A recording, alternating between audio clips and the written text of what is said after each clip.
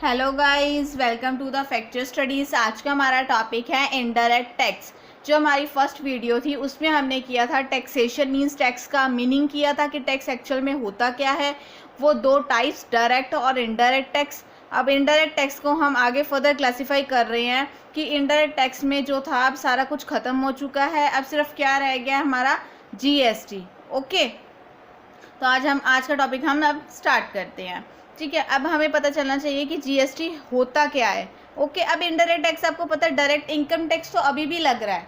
जो डायरेक्ट हमारा जो टैक्स है इनकम टैक्स वो अभी भी लग रहा है, बट जो इनडायरेक्ट टैक्सेस थे, कौन कौन से इनडायरेक्ट टैक्सेस थे, लाइक जैसे एक्साइज ड्यूटी होगी, मैंने आपको फर्स्ट वीडियो में भी बताया, वो आप डिस्क्रिप्शन बॉक्स में देख सकते हो वो वाली वीडियो। ओके, एक्साइज ड्यूटी होगी, सर्विस टैक्स हो गया, वैट हो गया, ये जो सारे टैक्सेस है ख़त्म हो चुकी हैं। अब सिर्फ एक ही टैक्स लगता है, कौन सा, जीएसटी। अब मैं आपको जीएसटी के बारे में बताऊंगी। ये वीडियो में हमने सारा जीएसटी कंप्लीट करना है। ओके, तो जीएसटी है क्या, हमारा goods and services tax. Okay, अब ये अप्लाई कब हुआ था, इम्प्लीमेंट कब हुआ, 1 जुलाई 2017 में। मतलब जो जो मैं मेन चीज़ें बोल रही हूँ, फोकस करके बोल रही हूँ, वो आपको ध्यान रखना है। वही चीज़ें आपको एमसीक्यूज़ में पूछी जाएगी, कोई थ्योरी बेस्ड नहीं पूछा जाएगा क्वेश्चन। ओके, अच्छा, अब जीएसटी है क्या, इनडायरेक्ट टैक्स को सारों को ख़त्म क्यों कर दिया गया। आपको पता था, अगर हम यहाँ फॉर एग्जांपल हम पंजाब स्टेट में रह रहे हैं। ओके, पंजाब स्टेटमेंट से हम जम्मू एंड कश्मीर गए। अब ये जब हम दूसरे स्टेट में चले गए तो टैक्स क्या होता था, एक्साइज ड्यूटी था या वैट था या कोई भी सर्विस टैक्स, कुछ भी टैक्स मान लो, वो टैक्स जो था वो अलग अलग होता था हर किसी चीज़ पे। लाइक अगर मैं टेलीविज़न की बात करूँ, अगर मैं टेलीविज़न ख़रीद रही हूँ तो यहाँ मुझे कितना टैक्स पड़ रहा है, और अगर मैं किसी और स्टेट में या किसी और सिटी में जाके ख़रीदती हूँ तो वहाँ कोई और टैक्स होगा। तो क्या होता था, ऐसे कंज्यूमर्स को बहुत मुश्किल हो जाता था कि उन्हें वहाँ पे कोई ज़्यादा टैक्स पे कर रहे हैं, यहाँ स्टेट में कोई कम टैक्स है। तो जीएसटी में क्या हो गया, ये सब कुछ जीएसटी ने ख़त्म कर दिया। तो क्या हो गया, वन नेशन वन टैक्स। पूरे इंडिया के अंदर, पूरे नेशन के अंदर एक ही टैक्स अप्लाई होगा, एक ही रेट अप्लाई होगा जो गवर्नमेंट ने दे दिया। तो इसलिए इसको क्या बोलते हैं, वन नेशन वन टैक्स। अगर हम पंजाब में बैठे हैं तब भी टेलीविज़न पे उतना ही टैक्स लगेगा, जीएसटी लगेगा। चाहे हम जम्मू एंड कश्मीर बैठे हैं तब भी हमें उतना लगेगा। ऑल ओवर द इंडिया कहीं भी चले जाओ, कोई भी चीज़ खरीद लो, जो तुम्हारे स्टेट में है वही कोई और स्टेट में जाके भी वही टैक्स होगा, वही उस चीज़ पे उतना ही जीएसटी लग रहा होगा। ओके, तो same rate apply in all states. अगर हम सिंपल फॉर्म में बोले तो सेम रेट अप्लाई कर दिया गया है ऑल स्टेट्स के अंदर। अलग अलग टैक्स थे, अलग अलग रेट्स थे। जीएसटी आने के बाद सिर्फ एक ही रह गया है, one nation one tax, same rate apply in all states. Okay, अब देखो, जैसे मैं आपको बताऊं, अब हमारे पास कॉस्ट है। कोई भी प्रोडक्ट जब प्रोड्यूस किया जाता है तो उसकी कॉस्ट डिसाइड कर ली जाती है। तो कॉस्ट प्लस प्रॉफिट भी डिसाइड किया जाता है, प्लस जीएसटी के साथ वो आपका अपना जो प्रोडक्ट है वो बेचेगा और आप उसे खरीदोगे। तो जैसे like service tax, excise duty, VAT. अब ये चीज़ों को ख़त्म करके, इन चीज़ों को ख़त्म करके एक रह गया है, दैट इज़ जीएसटी। डन। ये आपको मैंने थोड़ा ओवरऑल बता दिया जीएसटी होता क्या है, कब इम्प्लीमेंट हुआ था, है ना, और इसके बारे में बता दिया कि कैसे लगता है, क्यों लगा, कब, क्यों ख़त्म किए गए बाकी टैक्सेस को। अब मैं आपको बताती हूँ ओल्ड टैक्स रिजाइन। ठीक है, अब मैं बताती हूँ जो पहले सिस्टम था उसमें क्या होता था और अब जो सिस्टम है उसमें क्या है। डन, चलो ओल्ड टैक्स रिजाइन बताती हूँ मैं। जैसे अब हमने परचेज करा रॉ मटेरियल फॉर मैन्युफैक्चरिंग के लिए, वो हमने दिया मैन्युफैक्चरिंग के लिए, हमने रॉ मटेरियल परचेज कर लिया, उसको मैन्युफैक्चर को दिया बनाने के लिए, तो हमने क्या ऐड करके दिया, वैट ऐड करके दिया। फिर मैन्युफैक्चरिंग ने होलसेलर को दिया, तब भी VAT plus excise duty. Excise duty लगती है हमारी, excise duty on manufacturing, excise duty हमारी मैन्युफैक्चरिंग पे लगती है। ठीक है, तो सेल अगर होलसेलर को दिया है तो ऐड करके दिया है। फिर होलसेलर ने रिटेलर को दिया तब भी वैट ऐड हुआ है, वैल्यू एडेड टैक्स। से रिटेलर ने कंज्यूमर को दिया है तब भी ऐड होके गया। तो मतलब वैट क्या होता था, मैं ऑल टैक्स डिजाइन बता रही हूँ, तो वैट ऐड हो के कंज्यूमर के पास, आप देखो बर्डन कितना बढ़ जाता होगा। एक ये वैट, एक ये वैट, एक ये, 3 वैट से ऐड होके उस कंज्यूमर को मिले तो कितना महंगा प्रोडक्ट मिला कंज्यूमर को। इतनी चेन होने के बाद, इतने चैनल ऑफ डिस्ट्रीब्यूशन होने के बावजूद भी हमें जो वैट है, वैट लग के कंज्यूमर को जो हमें प्रोडक्ट मिला एक्चुअल में बहुत महंगा पड़ा। तो ये ऑल टैक्स डिजाइन था, ये आपको पता चल गया। अब जीएसटी के आने से क्या हुआ वो मैं आपको बताती हूँ। अब मैं आपको एग्जांपल बताती हूँ अंडर जीएसटी। अब जैसे ये देखो ऑल टैक्स रिजाइम के अंदर आपको पता चल गया ना कि वैट हमेशा ऐड हो रहा है, इसको हम क्या बोलेंगे, कास्केडिंग इफेक्ट। ठीक है, इसे हम क्या बोलते हैं, कैस्केडिंग इफेक्ट या कास्केडिंग इफेक्ट भी बोलते हैं कि वैट बार बार ऐड हो रहा है, बार बार मतलब जो कंज्यूमर पे जो बर्डन है वो बढ़ गया, एक्चुअल में जो प्रोडक्ट था वो बहुत महंगा मिला है। देखो अगर मैंने यहाँ पे मेरा अगर 100 रुपये का मटेरियल है, वैट अगर मैंने 10 किया तो मैन्युफैक्चरर के पास 110 का प्रोडक्ट बिका पहुंचा, फिर 110 पे अगर उसने 20 रुपये ऐड किए तो 130 का यहाँ पहुंचा, फिर 130 में 20 ऐड करे 150 का यहाँ 20 ऐड करे 170 का प्रोडक्ट यहाँ पे पहुंचा एक्चुअल में। तो कितना महंगा पड़ गया, गवर्नमेंट को कितने वैट चले गए हैं, पर जीएसटी ने ये सब कुछ खत्म कर दिया। अब कैसे खत्म कर दिया वो हम एग्जाम्पल से समझते हैं। देखो अब मैं आपको एक एग्जाम्पल बता रही हूँ, buys raw material, buy raw material cost 100 rupees है, ठीक है, जीएसटी 10% लगा 10 रुपीज़, कॉस्ट कितनी होगी हमारी है 110 रुपये। अब आप देखो 100 रुपये तो किसको बिलोंग है, 100 रुपये बिलोंग्स टू हिम, उसका 100 रुपये किसको बिलोंग करता है, उसको, पर 10 रुपये किसके पास जाएंगे, गवर्नमेंट को पे करे जाएंगे। क्यों, क्योंकि जीएसटी पे करा है। डन। अब आप देखना बार बार 10 रुपये नहीं पे करने पड़ेंगे, जो पिछला पे करते गए वो माइनस होंगे और जो न्यू आ गया जितना बैलेंस बचेगा सिर्फ उतना ही टैक्स पे करेंगे। ऐसा नहीं है अगर वैट 4 बार ऐड हो रहा है तो हम 4 बार 10-10 रुपये वो ऐड करके उसको गवर्नमेंट को देंगे, नहीं। अब आप देखना कैसे। फिर उसके बाद मैन्युफैक्चरर के पास गया, मैन्युफैक्चरर को कॉस्ट पड़ी 100 रुपये की, क्योंकि जीएसटी हम गवर्नमेंट को दे चुके हैं। उसने अपना प्रॉफिट ऐड करा 40 रुपये, जीएसटी कितना लगा 140 पे 14 रुपीज़, ठीक है, तो 154 का प्रोडक्ट बच गया। अब मेरी बात सुनो कि आउटपुट टैक्स कितना आ रहा है 14, जिसमें से हम इनपुट कितना दे चुके हैं 10 दे चुके हैं, तो 4 रुपये और देंगे गवर्नमेंट को। डन। तो यही कह रही हूँ ना मैं आपको कि जीएसटी के आने से यही हमारे पास ये हुआ है कि इनपुट टैक्स जो हम दे चुके हैं वो आउटपुट में से माइनस हो जाएगा। होलसेलर के पास 140 रुपये का प्रोडक्ट गया, प्रॉफिट ऐड होके 15 रुपीज़ का उसने प्रॉफिट ऐड करा, जीएसटी हमारा 16 रुपये बना 171 रुपये, जिसमें से हम 16 में से 14 पे कर चुके हैं, तो कितना 2 रुपये अब गवर्नमेंट को चला जाएगा। ऐसे ही अब देखो 140 प्लस 15 155 का रिटेलर के पास पहुंचा, 12 रुपये उसने अपना प्रॉफिट ऐड करा, 17 रुपये जीएसटी कैसे लगा इन दोनों को ऐड करके, तो अब एक्चुअल कंज्यूमर के पास कितना रेट पहुंचा 184 का, ठीक है। अब जो जीएसटी है वो कौन पे कर चुका, 17 है, जिसमें से 16 ऑलरेडी पे हो चुका है 1 रुपये और। टोटल हमारे पास आप देखोगे तो जीएसटी लास्ट में 17 हुआ है ना, तो आप देखो 17 ही गवर्नमेंट को गया है। देखो 10 यहाँ, 4 यहाँ, 14, 2 यहाँ पे 16 और 1 यहाँ पे 17, तो टोटल हमारा जीएसटी जो है वो 17 ही पे हुआ, ये नहीं है बार बार क्लब होता जा रहा है। ये हुआ है जीएसटी के आने की वजह से, कितना इजी हो गया है। बार बार जो प्रोडक्ट था, जो प्रोडक्ट इतना महंगा हो जाता था जब कंज्यूमर के ऊपर सारे का सारा टैक्स बर्डन चला जाता था, बट जीएसटी आने की वजह से हम क्या है, जो भी हमने टैक्स पे कर चुके हैं इनपुट टैक्स क्रेडिट ले सकते हैं। डन। चलो ये मैंने आपको एक एग्जांपल कवर कर दी, ऑल टैक्स रिजाइम समझा दिया कि ऑल टैक्स रिजाइम में क्या होता था, जिसे कैस्केडिंग इफेक्ट बोलते हैं, और जीएसटी के अंदर क्या होता है।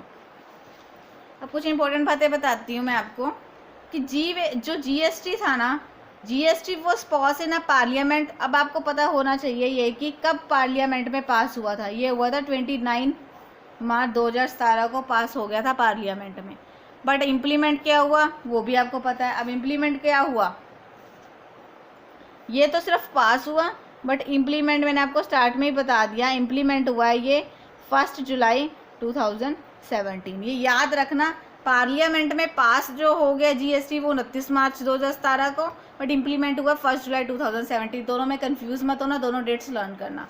बट जो जम्मू एंड कश्मीर में है वो 8 जुलाई 2017 को इम्प्लीमेंट हुआ है, ठीक है।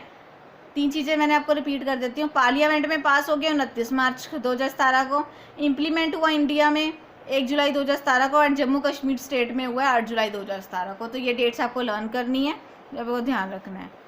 जीएसटी लगता किस पे है, जब हमारी गुड्स एंड सर्विसेज की सप्लाई होती है। GST is divide on supply of goods and services. Done. Advantages बता देती हूँ आपको, अब तक तो एडवांटेजेस पता चलेगा, आप खुद भी बना सकते हो, वैसे बनाने की कोई चक्कर ही नहीं है, आपको बस मेन पता होना चाहिए।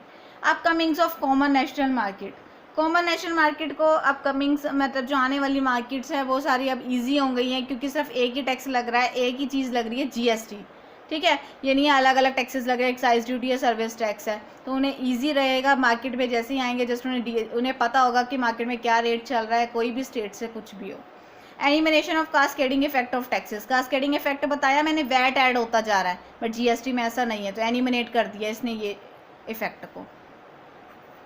रजिस्ट्रेशन एंड फाइलिंग रिटर्न, हम जो जीएसटी में रजिस्टर होना चाहते हैं या फिर रिटर्न्स फाइल करना चाहते हैं वो बहुत ही सिंपल है, तो क्योंकि सब कुछ क्या है, एवरीथिंग इज़ ऑनलाइन, ऑनलाइन की वजह से हम ऑनलाइन अपने आप को रजिस्टर कर सकते हैं और अपनी रिटर्न्स फाइल कर सकते हैं।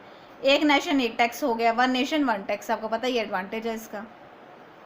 अब मैं आपको बताती हूँ कंपोनेंट्स जो हमारे जीएसटी में जानने बहुत ज़रूरी हैं। अब कंपोनेंट्स है क्या, आपसे पूछ सकते हैं कितने कंपोनेंट्स हैं, तो आपको पता होना चाहिए जीएसटी के 3 कंपोनेंट्स है, सीजीएसटी, एसजीएसटी, आईजीएसटी। मैं तीनों का मतलब बताती हूँ, होता क्या आपको मेन ये पता होना चाहिए कि 3 कंपोनेंट्स है और कौन कौन से कंपोनेंट्स है, सीजीएसटी, एसजीएसटी और IGST. CGST means central goods and services tax, SGST state goods and services tax, IGST integrated goods and services tax. अब आपको पता है सेंट्रल, स्टेट और इंटीग्रेटेड। अब सेंट्रल और स्टेट लगेगा जब सप्लाई जो है वो विद इन द स्टेट हो रही है, means intra state sale, intra state, दोनों ही इंट्रा स्टेट सेल पे लगे हैं। इंट्रा मीन्स कि विद इन द स्टेट, अगर पंजाब में प्रोडक्ट, पंजाब में है ना, मान लो फॉर एग्जांपल मैं आपको सिटीज़ का एग्जांपल ले लेती हूँ, फिरोजपुर, ठीक है, फिरोजपुर या लुधियाना से अगर गया है दिल्ली, फिरोजपुर तो दिल्ली नहीं लेना आपने, आप सोचो मान लो पंजाब स्टेट है, आपको पता है पंजाब स्टेट है, पंजाब का आपने डिस्ट्रिक्ट ले लिया, फिरोजपुर से गया लुधियाना, तो विद इन द स्टेट है, ठीक है।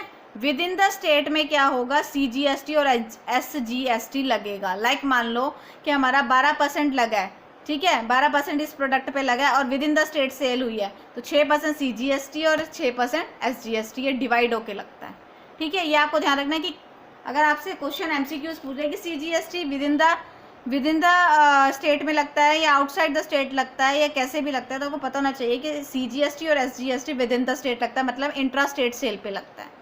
और आईजीएसटी उल्टा है, ये है इंटीग्रेटेड, मतलब इंटर स्टेट सेल, जब हम किसी आउटसाइड द स्टेट, अगर मैंने पंजाब से जम्मू एंड कश्मीर में भेजा है अपना प्रोडक्ट या पंजाब से हरियाणा में भेजा है, तो आउटसाइड द स्टेट है तो आईजीएसटी लगेगा। डन। अब मैं आपको बता देती हूँ, आईजीएसटी को हम डिटेल में अभी पढ़ते हैं, बस आपको अभी ये पता होना चाहिए कि आईजीएसटी कब लगता है, इंटर स्टेट सेल, मतलब आउटसाइड द स्टेट, जब हमारा प्रोडक्ट आउटसाइड द स्टेट जा रहा है। अच्छा, अब मैं आपको बताती हूँ आईजीएसटी का। आईजीएसटी क्या है, आईजीएसटी, सीजीएसटी और एसजीएसटी बहुत इजी है, मतलब अगर आप विद इन द स्टेट अगर आप सेल करते हो तो आपको वो टैक्स मतलब सीजीएसटी और एसजीएसटी पड़ेगा। अब आईजीएसटी है एक एजेंट की तरह काम करता है। एजेंट की तरह काम कैसे करता है, देखो जो सेलिंग स्टेट होती है, लाइक आपको पता है आईजीएसटी में जम्मू एंड कश्मीर से या पंजाब में हम सामान भेज रहे हैं, तो क्या होता है सेलिंग स्टेट और बाइंग स्टेट ना सोचती है कि हम रखेंगे ये टैक्स, या फिर हम रखेंगे, बाइंग स्टेट बोलती है हम रखेंगे, सेलिंग बोलती है हम रखेंगे। तो आईजीएसटी क्या करता है, इन दोनों के बिटवीन ये एजेंट का काम करता है, जो वो कलेक्ट कर लेता है, फिर बाद में क्या करता है सेंट्रल और स्टेट दोनों को दे देता है। Done.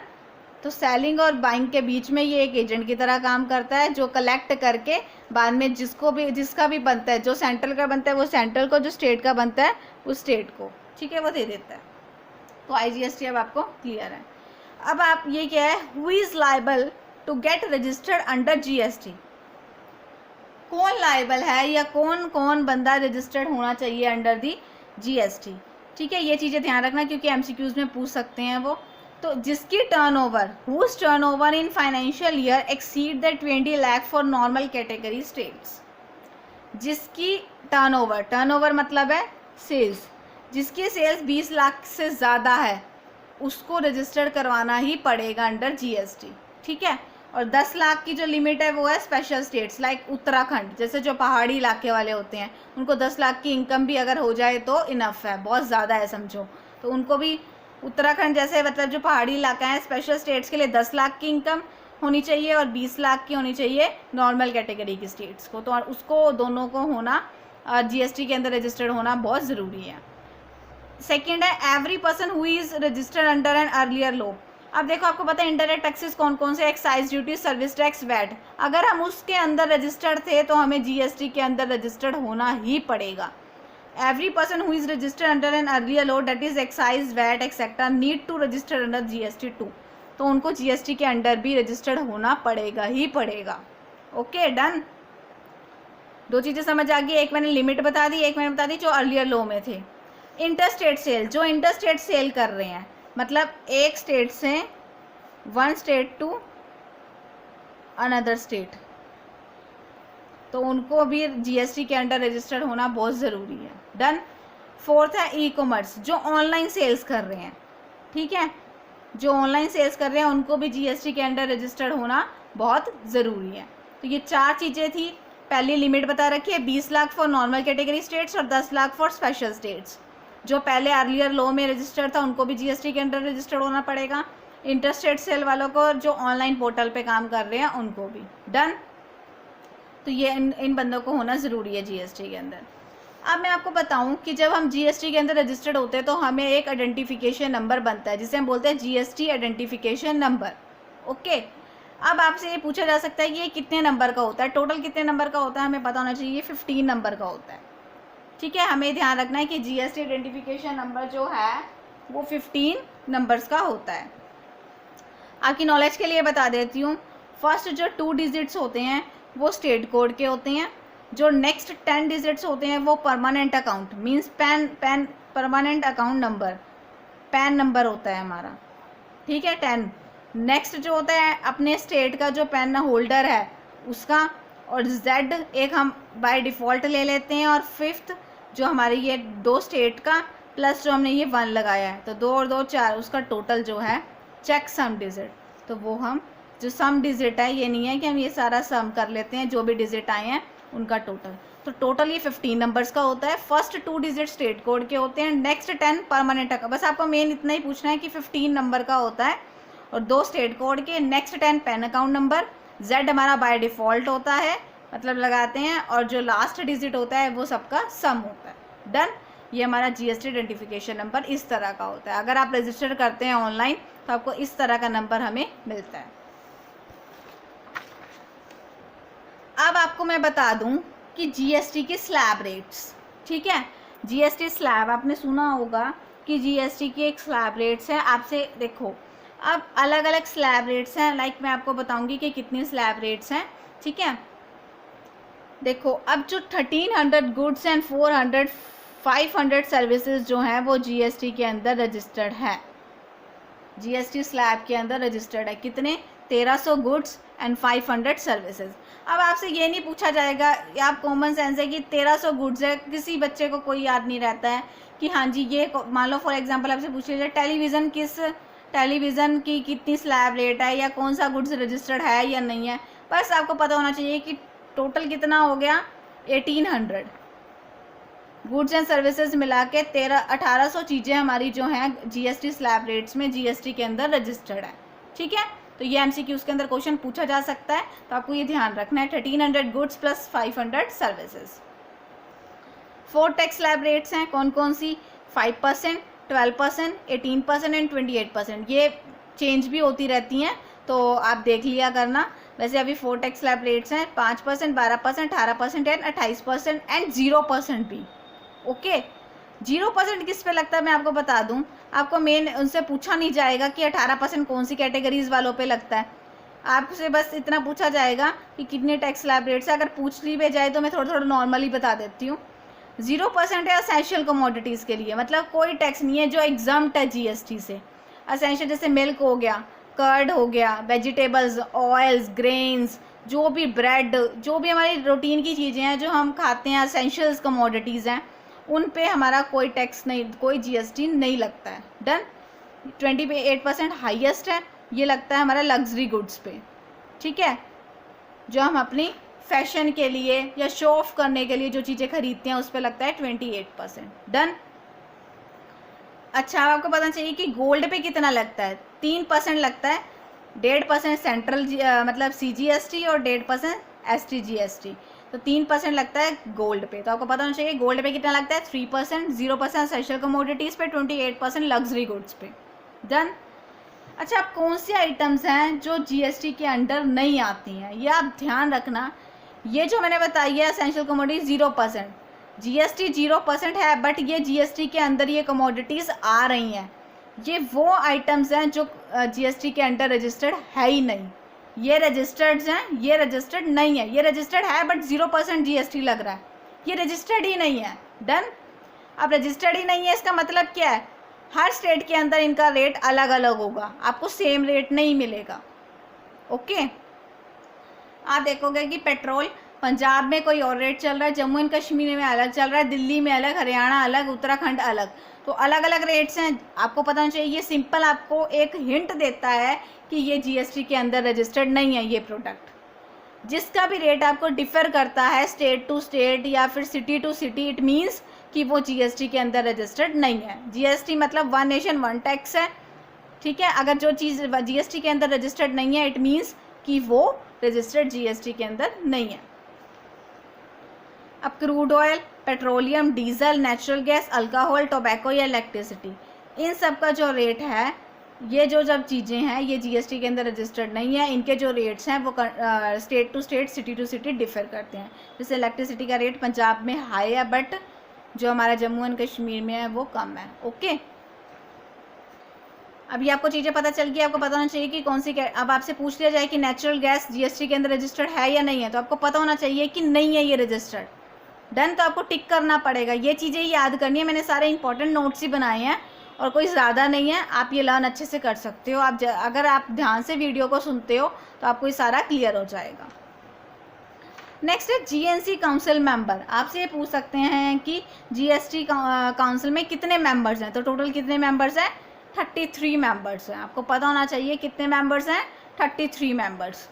First is the chairperson है, जिसका नेम है श्रीमती निर्मला सीतारमन, ठीक है। ये फाइनेंस मिनिस्टर ऑफ इंडिया।